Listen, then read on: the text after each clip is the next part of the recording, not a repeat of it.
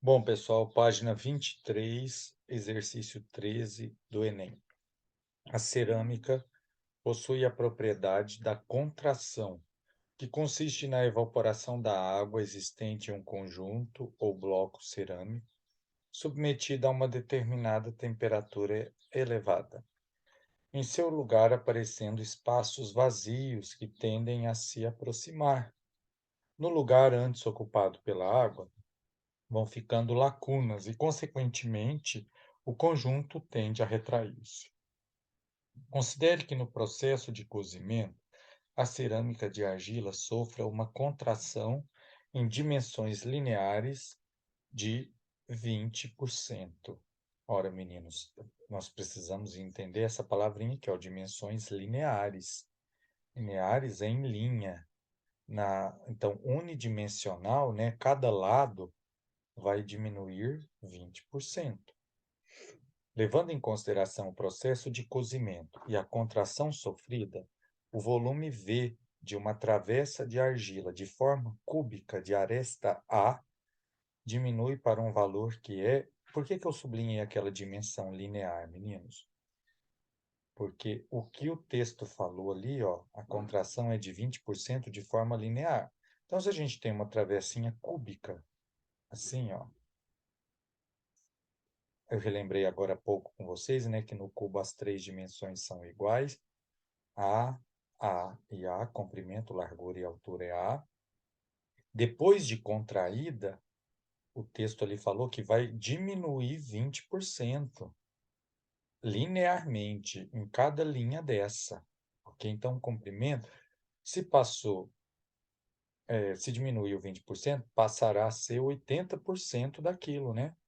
80% é 0,8. Então, essa medida aqui, ó, linear vai passar a ser 0,8 de A. Ok? O volume também relembrei agora pouco com vocês, né? Ó, o volume antigo era A comprimento vezes largura vezes altura, que vai dar A ao cubo. Agora, depois dessas transformações, ó, 0,8A vezes 0,8A vezes 0,8A. Deixa eu fazer aqui na calculadora. 0,8 vezes 0,8 vezes 0,8 vai dar 0,512 A ao cubo. Então, reparem que antes da contração, o volume era esse, A ao cubo. Agora passou a ser esse. Esse número, né, gente, representa 51,2% do volume anterior. Então, diminuiu quanto, né? Porque não foi 51% menor. Passou a ser 51. Passou 100 menos 51,2. Vamos ver de quanto que diminuiu, né? Diminuiu foi 48,8% do volume. Então, letra C. Vamos agora para o próximo. Enem também. Nos últimos 5 anos, 32 mil mulheres de 20 a 24 anos foram internadas nos hospitais do SUS por causa do AVC. Entre os homens da mesma faixa etária, houve 28 mil internações pelo mesmo motivo. Suponha que nos próximos 5 anos haja um crescimento de 8 mil internações de mulheres e que o acréscimo de internações de homens por AVC ocorra na mesma proporção. De acordo com as informações dadas, o número de homens que seriam internados por AVC nos próximos 5 anos corresponderia a... Então, vamos fazer a continha aqui, ó.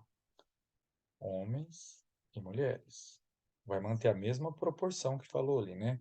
Ó, e a proporção é a cada 32 mil mulheres, 28 mil homens eram internados. Então, vai aumentar 8 mil mulheres, ora. Eram 32 mil.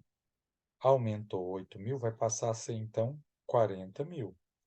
Seguindo a mesma proporção, vamos ver quantos homens vão ser, né? multiplica em cruz, 32x é igual a 40 vezes 28, 0. 4 vezes 8, 32, vão 3. 4 vezes 2, 8. Com 3, 11. Então, vai ser 1.120 dividido por 32. Vamos fazer essa continha aqui. Aqui vai caber 3, 6, 9. Sobra 160. Cabe 5. 10 vai 1, isso mesmo. Então, vai passar a ser 35.000. Letra D. Próximo exercício 15. Uma resolução do Conselho Nacional de Política Energética, CNPE, estabeleceu a obrigatoriedade de adição de biodiesel ao óleo diesel comercializado nos postos. A exigência é que, a partir de 1º de julho de 2009, 4% do volume da mistura final seja formado por biodiesel. Até junho de 2009, esse percentual era de 3%. Essa medida estimula a demanda de biodiesel, bem como possibilita a redução da importação do diesel de petróleo. Estimativas indicam que, com a adição de 4% de biodiesel ao diesel, serão consumidos 925 milhões de litros de biodiesel no segundo semestre de 2009.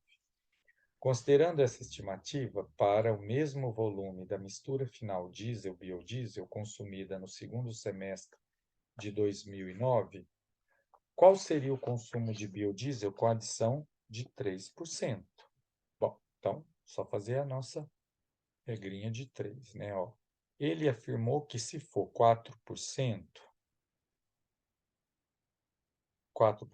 o consumo é de 925 milhões.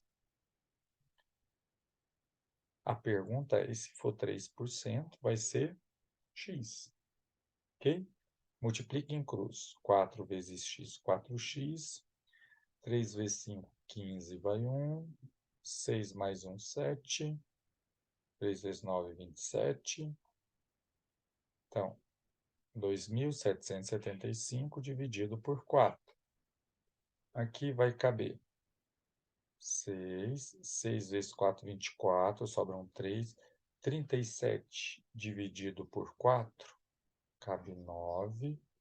9 vezes 4, 36. Resto 1.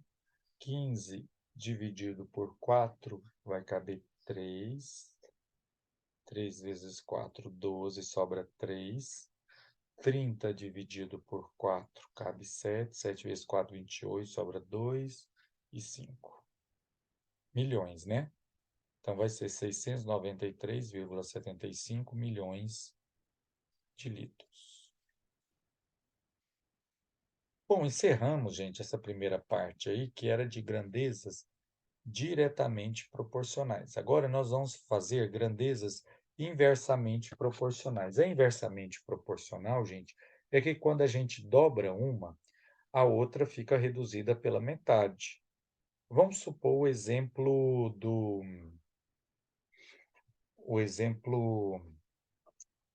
da velocidade com o tempo. Eu vou de Campo Florido a Uberaba 100 km por hora, eu gasto meia hora. Se eu dobrar a minha velocidade, se eu for a 200 km por hora, o tempo vai reduzir pela metade, eu vou gastar 15 minutos. Vira, eu dobrei uma, a outra ficou reduzida pela metade. Aí, esse tipo de situação a gente chama de grandezas inversamente proporcionais. Se eu triplico uma, a outra fica 1/3. Se eu faço o quádruplo de uma, a outra fica 1/4, ok? Bom, só que nesse exercício 16, eu achei que ele não poderia estar aqui, né? Deveria aparecer o ano que vem, mas enfim, vamos dar acho que não vai ser difícil, não. Quando elas são grandezas diretamente proporcionais, existe uma teoria que fala assim: se eu pego dois valores quaisquer das grandezas, por exemplo, x dividido por y, eu pego um valor de uma grandeza e divido pelo valor da outra grandeza, sempre dá o mesmo resultado, que a gente chama esse resultado de k. Quando as grandezas são inversamente proporcionais, aí, ao invés de dividir os valores das grandezas, a gente multiplica. Se a gente multiplicar dois valores específicos das grandezas, sempre vai dar essa constante, ok? Então, esse exercício envolve essa teoria aí, quer ver, ó? A resistência mecânica S de uma viga, em forma de um paralelepípedo, é diretamente proporcional à sua largura. Ora, meninos, então S e B, ele falou que é diretamente proporcional. Então, se eu dividir S por B, porque é diretamente proporcional, né, tem que dar o K. Tá. E S é diretamente proporcional ao quadrado da altura. Então, S dividido pelo quadrado da altura tem que dar o K. Ok? E inversamente proporcional ao quadrado da distância entre os suportes da viga, que coincide com seu comprimento x. Então, agora, ó, se S e x são inversamente proporcional, então S vezes x vai dar o K. Ok? E aí, só isolando o S... Não, deixa... Agora que nessas três eu vou isolar o S, tá, gente? Nessa daqui, isolando o S, o B está dividindo, passa multiplicando.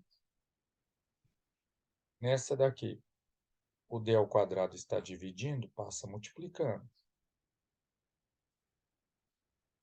E nessa daqui, o x está multiplicando, passa dividindo. Ah, só que eu fiz um erro aqui, viu, gente? É o quadrado do x também. Então, cadê o x? Aqui é x ao quadrado. Ok? Ora, juntando isso tudo, qual fórmula que nós vamos ter? Nós vamos ter S é igual a K vezes B vezes D ao quadrado, e o x ao quadrado foi o único que ficou embaixo, né? Então, aí seria letra A, de amor.